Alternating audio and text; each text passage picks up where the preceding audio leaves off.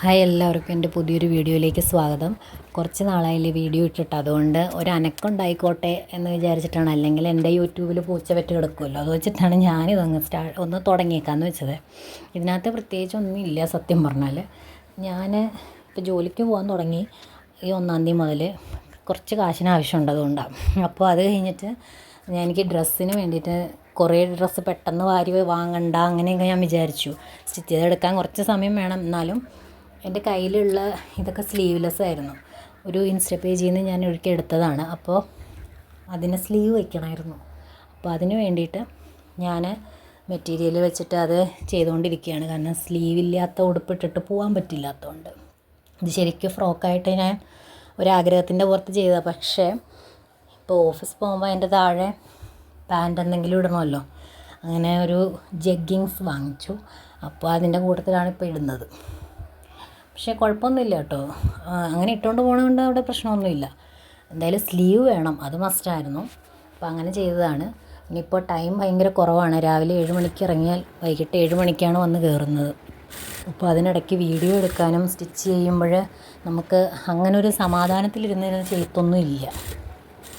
പിന്നെ രാത്രിയിലും 9:30-10 മണി കഴിയുമ്പം ഒന്ന് ഉറങ്ങണമല്ലോ. അല്ലെങ്കിൽ രാവിലെ എനിക്ക് 4 മണിക്ക് എണീറ്റിട്ട് ജോലി തീർക്കാൻ പറ്റില്ല. അതൊക്കെ കൊണ്ട് വൈകിയിരുന്നുള്ള പരിപാടികളും വളരെ കുറവാണ്. പിന്നെ വീക്ക്ലി ഒരു 4-5 ഒക്കെയാണ് സ്റ്റിച്ച് ചെയ്ത് കൊടുക്കുന്നത്. കസ്റ്റമർ ഓക്കെ ആയതുകൊണ്ട് കുഴപ്പമില്ല, അങ്ങനെയൊക്കെ നമുക്ക് ചെയ്ത് കൊടുക്കാൻ പറ്റും.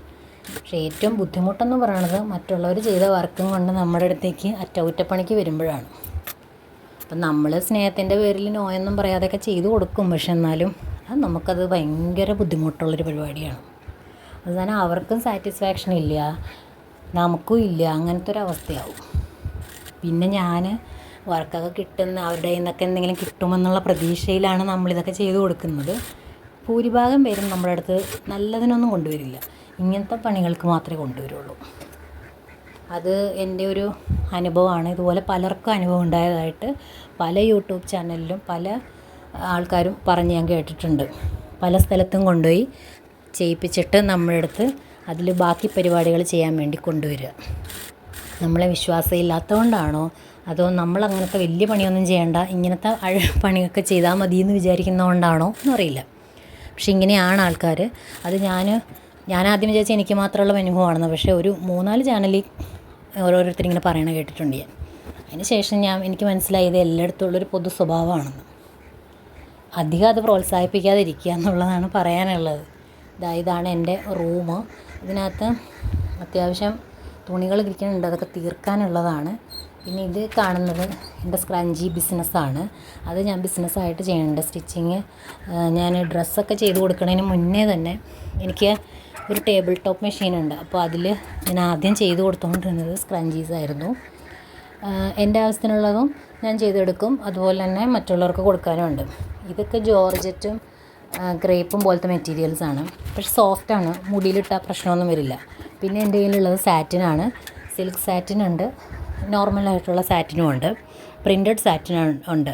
അപ്പോൾ പ്രിൻറ്റഡ് സാറ്റിനാകുമ്പോഴത്തേക്കും കുറച്ച് റേറ്റ് കൂടുതലാണ്, കുറച്ചുകൂടെ സോഫ്റ്റ് ആയിരിക്കും അത്.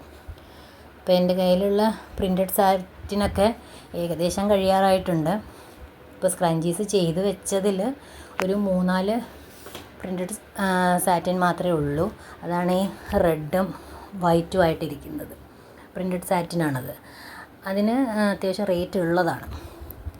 അപ്പോൾ ഇതൊക്കെയാണ് എൻ്റെ വിശേഷങ്ങൾ. എല്ലാവരും വീഡിയോസ് കാണണം. ഇതാണ് എൻ്റെ സ്റ്റിച്ച് ചെയ്ത ഡ്രസ്സ് കേട്ടോ. Thank you for watching. By.